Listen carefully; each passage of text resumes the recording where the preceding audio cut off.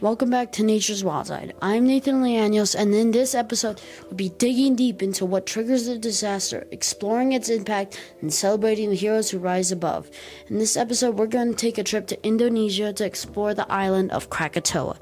That's right, today we're going to discuss the 1883 Krakatoa Eruption.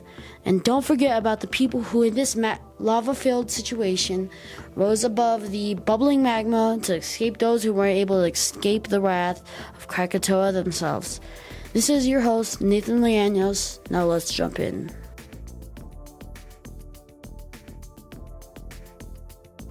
So like always, since this is a new disaster, we need to learn how this new disaster forms. The first ingredient to make this magma-filled mountain lies under your feet, the earth itself.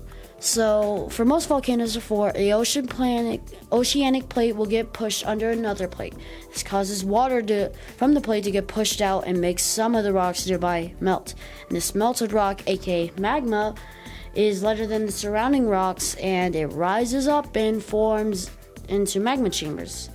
This will start to build pressure, and once that pressure is strong enough, it will burst through the crust in a huge eruption.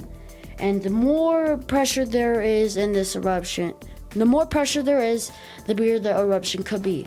And also in this case, we need to look at what type of volcano Krakatoa is, and this one is stratovolcano. What causes a stratovolcano to form is a series of violent eruptions of magma, steam, ash, rock, and a bunch of other stuff. Once the debris settles, it will form a huge mountain, a stratovolcano.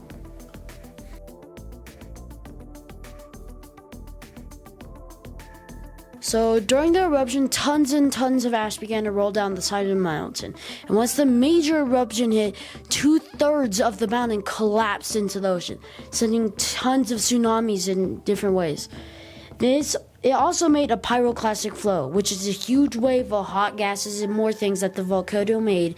Being caught in this you could die of heat and get seriously injured from inhaling all the hot gases, and probably get smashed by all the debris.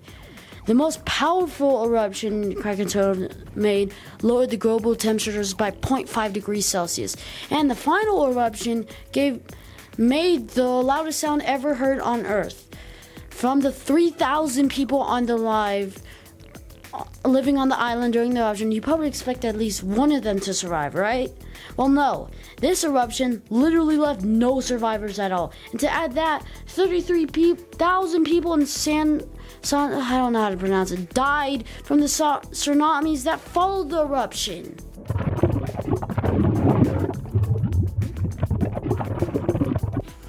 So for this part, like I said, 3,000 people on the island died in the explosion. So for the disasters that have this, or there are not any stories that I could find, I will tell you what I personally would do in this situation. So first of all, there were many earthquakes before the eruption happened, so I most likely would have noticed something was wrong, because why would my mountain start freaking exploding? And I would get off the island as soon as I could. Because if I was on the island during the eruption, I would not have made it out alive with everything against me. Also, I'm going to talk about if I were in the tsunamis too, which, first of all, there are many ways to tell if a tsunami is coming, but not a lot of those ways were discovered back then. And Krakatoa made a huge freaking sound. So when erupting, that could be a sign, and very popular, low tide. That means a tsunami. If that would happen, I would try to get to higher ground. And if I couldn't get to higher ground, I would find this maybe like a hill with a tree on it, and I would just climb up there for as long as I do for the tree. And if the water tries to come up there and break the tree, I would find something to lay on and ride it out, because I am not surviving in a tsunami. If I'm falling in the water and I'm not on something, it's game over for me. Alright, this has been another episode of Nature's Wild Side. I'm Nathan Leanos, and goodbye.